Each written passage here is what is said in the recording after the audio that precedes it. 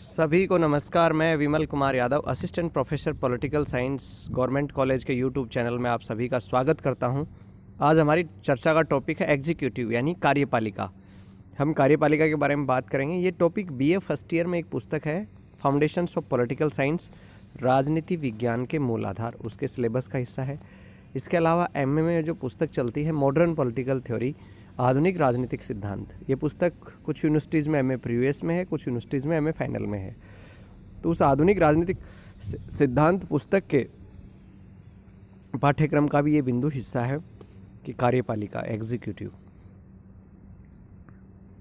का एग्ज़ाम में कई बार क्वेश्चन पूछा जाता है, कार्यपालिका का अर्थ स्पष्ट कीजिए, परिभाषा बताइए, कार्यपालिका कितने प्रकार की है और कार्यपालिका के चयन के तरीके क्या हैं। ये सवाल अक्सर एग्ज़ाम में आता है, तो इसकी अपन बात करेंगे इस वीडियो में। कार्यपालिका दरअसल मैंने आपको बताया सरकार के 3 अंग होते हैं। आपने पहले भी पढ़े होंगे 12वीं कक्षा में कि सरकार के 3 अंग होते हैं, कार्यपालिका, व्यवस्थापिका और न्यायपालिका। व्यवस्थापिका का काम होता है कानून बनाना, कार्यपालिका का काम है उन कानूनों को लागू करना, और न्यायपालिका का कार्य होता है कि उन कानूनों की व्याख्या करना और मुकदमों का निर्णय करना। तो कार्यपालिका शासन का वो भाग है जो व्यवस्थापिका द्वारा बनाए गए कानूनों को लागू करती है। कार्यपालिका शासन की वह धुरी है जिसके चारों ओर प्रशासनिक तंत्र घूमता है। गिलक्राइस्ट ने कहा भी है कि कार्यपालिका सरकार का वो अंग है जो कानून में अभिव्यक्त जनता की इच्छा को क्रियान्वित करता है। यानी जो कानून संसद ने बनाया, संसद के सदस्य जनता के प्रतिनिधि होते हैं, जनता संसद के सदस्यों को चुनती है, व्यवस्थापिका के सदस्यों को, और व्यवस्थापिका के सदस्य वो कानून बनाते हैं और जनता की इच्छा उन कानूनों के माध्यम से अभिव्यक्त होती है। उस जनता की इच्छा को क्रियान्वित करने का काम कार्यपालिका के द्वारा किया जाता है। प्रोफेसर गार्नर का भी कथन है कि व्यापक और सामूहिक अर्थ में कार्यपालिका विभाग के अंतर्गत वे सभी अधिकारी, राज्य कर्मचारी तथा एजेंसियां आती हैं जिनका कार्य राज्य की इच्छा, जिसे व्यवस्थापिका ने निर्धारित कर कानून के रूप में व्यक्त किया है, कार्य रूप में परिणित करता है। यानी मोटा मोटी बात यह है कि व्यवस्थापिका के द्वारा बनाए गए कानून को कार्य रूप में परिणित करने वाले सारे अधिकारी, कर्मचारी और एजेंसी कार्यपालिका के अंतर्गत आते हैं। कार्यपालिका शब्द का जो प्रयोग है वो 2 अर्थों में किया जाता है। एक तो है एक वाइड सेंस में, व्यापक अर्थ में, और दूसरा है लिमिटेड मीनिंग में, यानी संकुचित अर्थ में। व्यापक अर्थ में कार्यपालिका के तहत कौन कौन आते हैं? जैसे राज्य का कार्यकारी अध्यक्ष, जैसे भारत में राज्य का कार्यकारी अध्यक्ष राष्ट्रपति होता है, वास्तविक अध्यक्ष प्रधानमंत्री होता है, और मंत्रिपरिषद होती है, और प्रशासनिक कर्मचारी शामिल किए जाते हैं। व्यापक अर्थ के अंतर्गत कार्यपालिका की वो सभी संस्थाएं और एजेंसियां आती हैं जो राज्य की इच्छा को, यानी राज्य के कानूनों को क्रियान्वित करने का कार्य करती हैं। इस अर्थ में, इस शब्द में न केवल सरकार का सर्वोच्च अध्यक्ष यानी राष्ट्रपति या कहीं पर वंशानुगत सम्राट हो सकता है, वो आता है, बल्कि मंत्रीगण और वो अधीनस्थ और प्रशासनिक कर्मचारी भी आते हैं जिन्हें ब्रिटेन और अमेरिका में स्थायी सेवा कहा जाता है, स्थायी कार्यपालिका भी कहते हैं। यानी व्यापक अर्थों में कार्यपालिका 2 प्रकार की होती है, एक राजनीतिक कार्यपालिका और दूसरी स्थायी कार्यपालिका।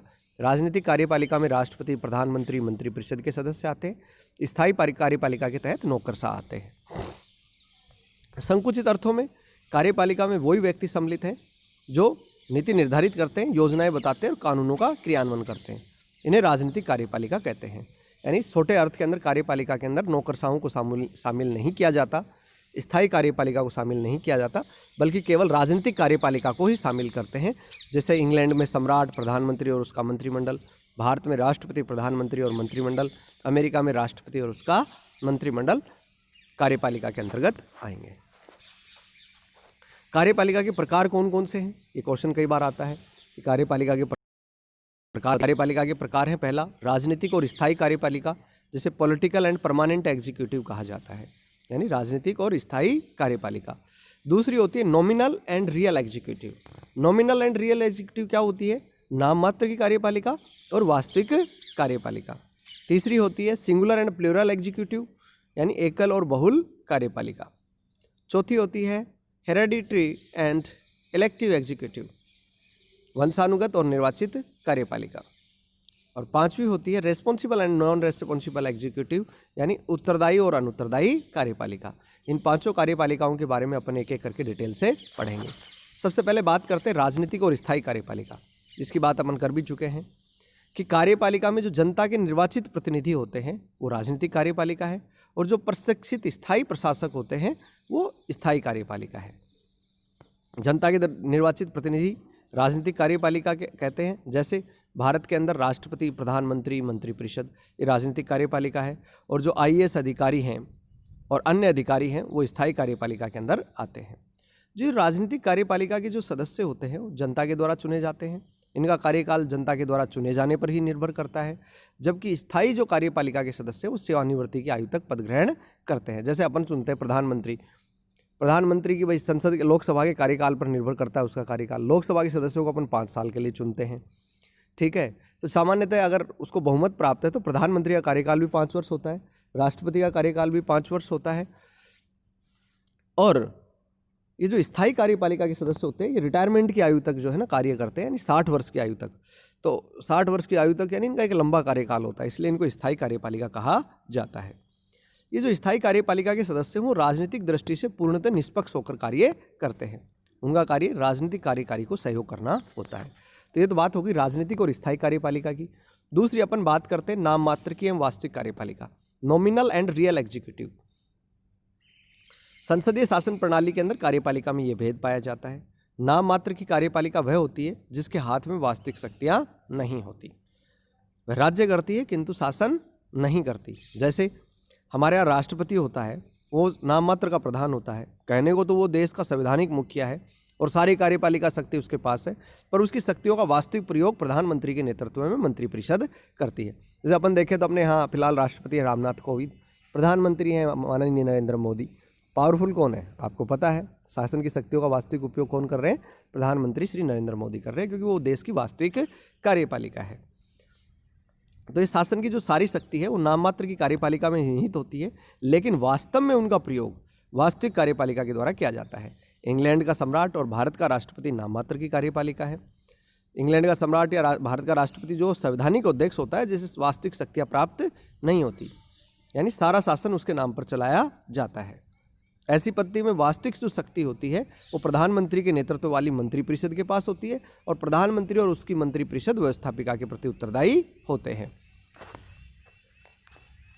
वॉल्टर बेजोट ने कहा है कि दोनों ही जो है क्रमशः गरिमामय और कुशल कार्यपालिकाओं की संज्ञा प्रदान करते हैं, यानी एक तो गरिमामय है और दूसरी कुशल है। ये जो नाम मात्र की कार्यपालिका होती है उसके अंदर सम्राट वंशानुगत आधार पर पद ग्रहण करता है, और राष्ट्रपति जो होता है वो निर्वाचित होता है। कुछ देशों में सम्राट नाम मात्र का अध्यक्ष होता है, जैसे जापान की बात करें, जैसे ब्रिटेन की बात करें, वहाँ सम्राट है वो नाम मात्र का अध्यक्ष होता है। कनाडा के अंदर अपन बात करें निर्वाचित जो राष्ट्रपति होता है वो जैसे भारत है, भारत के अंदर राष्ट्रपति निर्वाचित होता है, राष्ट्रपति का बेटा राष्ट्रपति नहीं बनता, वंश परंपरा के आधार पर पद ग्रहण नहीं किया जाता।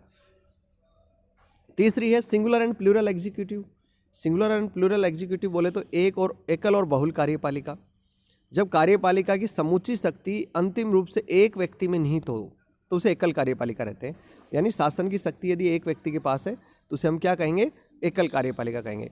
इसके विपरीत जब कार्यपालिका की शक्तियाँ एक व्यक्ति में निहित न होकर कुछ व्यक्तियों के अंदर की एक समिति में निहित रहती है तो उसे हम बहुल कार्यपालिका कहते हैं। CF स्ट्रॉन्ग ने कहा भी है कि एकल कार्यपालिका वह है जिसका एक ही अध्यक्ष होता है और अन्य उसकी सत्ता में भागीदार नहीं होते। राष्ट्रपति या प्रधानमंत्री का नेतृत्व इसी वर्ग से संबंधित है। जैसे देश के अंदर हमारे यहाँ प्रधानमंत्री बहुत मजबूत होता है, ऐसी कार्यपालिका में एक ही नेता होता है जिसे पूर्ण प्राधिकार प्राप्त होता है और जिसे सरकार का कोई अन्य सदस्य उसका भागीदार नहीं होता। ठीक है, यानी शासन और प्रशासन की समस्त शक्तियाँ एक ही व्यक्ति में निहित होती हैं, जैसे अमेरिका का राष्ट्रपति। ठीक है, वास्तविक कार्यपालिका एक इकाई के रूप में काम करती है तो उसे भी एकल कार्यपालिका कहते हैं। जैसे इंग्लैंड और भारत में जो मंत्रिपरिषद है वो भी एकल कार्यपालिका का ही उदाहरण है, क्योंकि वो एक यूनिट के रूप में काम करते हैं, उनका सामूहिक उत्तरदायित्व होता है। मंत्रिमंडल सामूहिक उत्तरदायित्व के सिद्धांत पे काम करता है। अब एकल कार्यपालिका कहाँ कहाँ मान सकते हैं, अगर क्वेश्चन आता है एकल कार्यपालिका को उदाहरण दीजिए, एक एग्जाम पूछा जाता है कई बार, एकल कार्यपालिका को सही उदाहरण स्पष्ट कीजिए, तो इसमें आपको बताना है अमेरिका का राष्ट्रपति, भारत, इंग्लैंड, कनाडा आदि में प्रधानमंत्री बहुत पावरफुल होता है भारत में, इंग्लैंड में भी, कनाडा में भी। और बहुल कार्यपालिका, ये क्वेश्चन कंपटीशन में भी कई बार पूछा जाता है बच्चों, ऑब्जेक्टिव में भी काफ़ी बार आता है कि बहुल कार्यपालिका का श्रेष्ठ उदाहरण कौन सा देश है। तो तो आपको स्विट्ज़रलैंड बताना है। स्विट्ज़रलैंड के अंदर दरअसल संघीय परिषद होती है और इस संघीय परिषद में 7 व्यक्ति शामिल होते हैं। इन 7 व्यक्तियों में से प्रतिवर्ष बारी बारी से एक सदस्य परिषद का अध्यक्ष बना दिया जाता है, जिसे हम उस वहाँ की संघ का राष्ट्रपति कहते हैं। यानी बहुल कार्यपालिका कौन से देश में पाई जाती है? स्विट्ज़रलैंड में। और वहाँ पर बहुल कार्यपालिका का सबसे अच्छा उदाहरण है स्विस संघीय परिषद, जिसमें 7 लोग मिलकर शासन चलाते हैं। एकल कार्यपालिका के फायदे क्या होते हैं? एकल कार्यपालिका के फायदे ये होते हैं, एक तो डिसीजन लेने में बड़ी शीघ्रता से निर्णय लिए जा सकते हैं, त्वरित निर्णय लिए जा सकते हैं। दूसरा, शासन नीति में एकरूपता बनी रहती है। तीसरा, स्थिरता रहती है शासन में। कार्रवाई गोपनीय बनी रहती है और प्रशासन में दृढ़ता आती है। इस प्रणाली के अंदर कार्यपालिका की अंतिम शक्ति और नियंत्रण एक ही व्यक्ति में निहित होने से शासन में एकता, सुगमता और सुचारुता लाना अपेक्षाकृत आसान होता है। वुल्जे ने कहा है कि कार्यपालिका का एकल अध्यक्ष होने के लाभ स्पष्ट हैं। वह शासन में एकता तथा कुशलता लाने की क्षमता रखता है। स्टोरी ने भी कहा है कार्यपालिका को एकल और व्यवस्थापिका को बहुसंख्यात्मक होना चाहिए। बहुल कार्यपालिका के फायदे क्या होते हैं? एक तो इसमें शक्तियों का दुरुपयोग नहीं होता तथा अधिक अच्छे से निर्णय लिए जाते हैं। आकस्मिक परिवर्तन की संभावना इसमें कमी रहती है, यानी इसमें आकस्मिक परिवर्तन नहीं होते, शक्तियों का दुरुपयोग नहीं होता, अच्छे से डिसीजन लिए जाते हैं। फिर भी बहुल कार्यपालिकाओं के प्रयोग विफल हुए हैं। जिन देशों ने इन पद्धति को अपनाया उनके बहुत अच्छे अनुभव नहीं रहे, क्योंकि सामूहिक नेतृत्व में फूट और कलह की संभावना बनी रही, शासन में ढिलापन आ गया और सबका उत्तरदायित्व है, किसी का उत्तरदायित्व है नहीं की स्थिति उत्पन्न हो जाती है। और स्विट्ज़रलैंड में ये सक्सेसफुल क्यों रही फिर बहुल कार्यपालिका? क्योंकि एक तो स्विट्ज़रलैंड के लोग बहुत पढ़े लिखे हैं, उनमें राजनीतिक जागृति है, उन्हें समुचित इस प्रणाली का ज्ञान है और वो उस देश की परंपराएं भी श्रेष्ठ हैं, इसलिए स्विट्ज़रलैंड में बहुल कार्यपालिका सक्सेसफुल रही है। अब हम बात करते हैं वंशानुगत और निर्वाचित कार्यपालिका। यदि राज्य का जो प्रधान है वो वंशानुगत ढंग से सत्ता प्राप्त करता है तो उसे वंशानुगत कार्यकारी कहते हैं। जैसे राजतंत्र होता है, राजतंत्र में राजा का बेटा ही राजा बनता है। और यदि जनता के द्वारा निर्वाचित रूप कोई बनता है संवैधानिक प्रमुख, जैसे भारत का राष्ट्रपति, तो उसे निर्वाचित कार्यकारी कह दिया जाता है। एक होती है उत्तरदायी और अनुत्तरदायी कार्यपालिका, responsible and non responsible executive. जब कार्यपालिका संसद के प्रति उत्तरदायी होती है तो उसे हम रेस्पॉन्सिबल एग्जीक्यूटिव कहते हैं। जैसे भारत के अंदर हमारी जो प्रधानमंत्री और मंत्री परिषद है वो सामूहिक रूप से लोकसभा के प्रति उत्तरदायी होते हैं, यानी लोकसभा के अंदर जब तक उनको विश्वास हासिल रहता है तब तक प्रधानमंत्री और मंत्रिपरिषद सत्ता में रहते हैं, और जिस दिन वो विश्वास खो देते हैं उस दिन उन्हें इस्तीफा देना पड़ता है।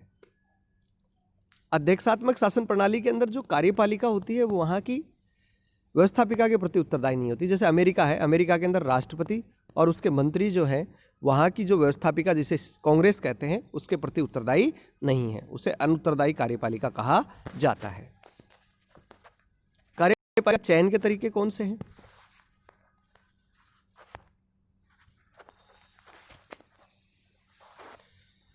कार्यपालिका के चयन के तरीकों की यदि अपन बात करें तो अलग अलग तरीके से इनका चयन किया जाता है। जैसे सबसे तो पहले मैंने आपको बताया वंशानुगत या पैतृक। पैतृक कार्यकारी एक बार जब सत्तारूढ़ हो जाता है तो जीवन पर्यंत शासन करता है। जब वह मर जाता है तो उसकी मृत्यु के बाद में उसी का जो उत्तराधिकारी होता है उसी वंश का व्यक्ति बनता है। यह उत्तराधिकार कई जगह ज्येष्ठाधिकार कानून द्वारा मिलता है, यानी जो सबसे बड़ा पुत्र होता है वो गद्दी पर बैठता है। अगर पुत्र नहीं है तो उसका कोई निकट संबंधी जो है वो पद पर आरूढ़ होता है। इस व्यवस्था को राजतंत्र कहा जाता है। इसके अंदर नियुक्ति का लाभ ये है कि इसमें बार बार चुनाव नहीं करना पड़ता। हालांकि आजकल ऐसे कार्यकारी बहुत कम बचे हैं। जैसे भारत के अंदर पहले राजतंत्र था, मोनार्की थी, राजा का बेटा ही राजगद्दी पर बैठता था, जो ज्येष्ठ पुत्र होता था, ज्येष्ठ नहीं होता तो कनिष्ठ बैठता था, और अगर कोई नहीं होता था तो निकट संबंधी गद्दी पर बैठता था। लीकॉक ने इस प्रणाली की आलोचना की है। उसने कहा है कि पैतृक कार्यकारी की धारणा उतनी ही बेहुदा है जितनी कि एक वंशानुगत गणितज्ञ अथवा राष्ट्रकवि की धारणा। दूसरा, जनता द्वारा प्रत्यक्ष निर्वाचन। कई देशों के अंदर जो है कार्यपालिका अध्यक्ष का निर्वाचन प्रत्यक्ष रूप से मतदाता द्वारा किया जाता है। जैसे बोलीविया, मैक्सिको, ब्राज़ील, इन देशों में जनता प्रत्यक्ष रूप से राष्ट्रपति का निर्वाचन करती है। ये जो अमेरिकन कंट्रीज़ हैं जैसे बोलीविया है, ब्राज़ील है, मैक्सिको है, जनता में भाग लेकर राष्ट्रपति का चुनाव करती है। फ्रांस में भी राष्ट्रपति जो है सीधे मतदाताओं द्वारा 7 वर्ष के लिए चुना जाता है। ये प्रणाली लोकतंत्र के अनुकूल है, राजनीतिक शिक्षा भी मिलती है, लेकिन कभी कभी जनता की भावनाओं को भड़का करके अयोग्य व्यक्ति भी इसमें चुन लिए जाते हैं, ये इसकी कमी है। इनडायरेक्ट इलेक्शन भी होते हैं, जैसे भारत के अंदर है। भारत में प्रधानमंत्री को डायरेक्ट जनता नहीं चुनती है, बल्कि लोकसभा के सदस्य जो है वो, हालांकि प्रधानमंत्री लोकसभा का सदस्य भी होता है या राज्यसभा का सदस्य भी होता है वो कई बार। तो लोकसभा के अंदर जिस पार्टी को बहुमत मिलता है, जनता लोकसभा के सदस्यों को चुनती है, और लोकसभा के अंदर जिस पार्टी या गठबंधन को बहुमत प्राप्त होता है उसका प्रधानमंत्री चुन लिया जाता है। प्रधानमंत्री लोकसभा का सदस्य भी हो सकता है और राज्यसभा का भी। तो यह अप्रत्यक्ष निर्वाचन प्रणाली है। भारत का संवैधानिक प्रमुख जो राष्ट्रपति है उसे लोकसभा, राज्यसभा और राज्य विधानसभाओं के निर्वाचित सदस्य चुनते हैं। तो ये परोक्ष रूप से भी शासनाध्यक्ष वहाँ पर चुने जाते हैं। अमेरिका के अंदर क्या होता है कि अमेरिका के अंदर जो डेलीगेट्स होते हैं उनको जनता चुनती है और वो डेलीगेट्स राष्ट्रपति को चुनते हैं, लेकिन उन डेलीगेट्स का चयन राष्ट्रपति की छवि को ध्यान में रखकर ही किया जाता है। तो कहने को तो वो अप्रत्यक्ष है, पर वास्तविक रूप से देखा जाए तो प्रत्यक्ष चुनाव की तरह अमेरिका के राष्ट्रपति का निर्वाचन संपन्न होता है। इसके अंदर स्विस संघीय जो कार्यपालिका है, अगर उसकी बात करें तो वहाँ की विधायिका वहाँ की स्विस संघीय कार्यपालिका को चुनती है। इस प्रणाली के अंतर्गत क्या होता है कि जिन लोगों को मतदान का अधिकार है वे अपेक्षाकृत कुशल और योग्य होते हैं। इस प्रणाली का दोष ये है कि इसमें कार्यपालिका का प्रधान विधान पालिका से प्रभावित होता है, जिससे उसकी स्वतंत्रता में कमी आ जाती है। ठीक है, तो कहने का मेरा मतलब ये है कि ये स्विट्जरलैंड की संघीय प्रणाली भी है, एक प्रकार की तरीका है चुनने का। एक मनोनयन के द्वारा भी चुने जाते हैं। जैसे स्वतंत्रता से पूर्व भारत का गवर्नर जनरल और गवर्नर जो है इंग्लैंड के सम्राट द्वारा मनोनीत किए जाते थे। हमारे यहाँ राज्यपाल हैं, उनकी नियुक्ति राष्ट्रपति करता है। ऐसी नियुक्तियाँ कहने को तो सोच समझ के की जाती है, पर वास्तव में पक्षपात के आधार पर करती है। जैसे केंद्र में भाजपा सबसे बड़ी पार्टी है और भाजपा एनडीए की गवर्नमेंट है, तो राज्यपाल जो चुने जाते हैं वो भी एनडीए विचारधारा के लोग चुने जाते हैं। जब कांग्रेस के नेतृत्व वाले यूपीए गठबंधन की सरकार होती है तो उसमें यूपीए के लोगों को राज्यपाल बनाया जाता है। तो इसमें पक्षपात की क्या होती है, संभावना रहती है। पहले मनोनयन की पत्ती रही है, जैसे पहले गवर्नर जनरल भारत में बनता था तो इंग्लैंड का सम्राट उसे नियुक्त करता था। ये सब चयन के तरीके हैं। क्वेश्चन जो इससे आता है बार बार एग्जाम में, आपको ध्यान रखना है कि कार्यपालिका का अर्थ क्या है, आपको बता देना है गिलक्राइस्ट की परिभाषा और वो सारी लीकोक के अनुसार। और सारा कार्यपालिका के प्रकार कौन कौन से हैं, कार्यपालिका के चयन के तरीके कौन से हैं, इसकी बात अपन कर चुके हैं।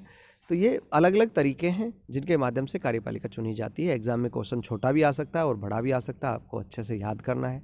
कोई दिक्कत हो तो आप यूट्यूब के कमेंट बॉक्स में लिख सकते हैं, या फिर कॉलेज के व्हाट्सएप ग्रुप बनाए हुए हैं जिनमें मैं वीडियो शेयर करता हूँ, उन सब में भी आप अपनी समस्या इस वीडियो या कंटेंट को लेकर हो तो आप लिख सकते हैं। कोई दिक्कत नहीं है, समझ में नहीं आए तो पूछ सकते हैं, उसका उचित समाधान मेरे द्वारा करने का प्रयास किया जाएगा। इस वीडियो को आपको ज़्यादा से ज़्यादा लोगों को शेयर करना है, लाइक करना है, सब्सक्राइब भी करना है चैनल को, ताकि जो ही वीडियो अपलोड हो आपके पास उसकी इन्फॉर्मेशन आ जाए और आप पढ़ सकें। कोरोना महामारी में ज़्यादा से ज़्यादा स्टूडेंट्स को इसका लाभ मिल सके, ये हमारा उद्देश्य है। आपने इस वीडियो को ध्यान से सुना, इसके लिए आप सभी का बहुत बहुत धन्यवाद, बहुत बहुत आभार।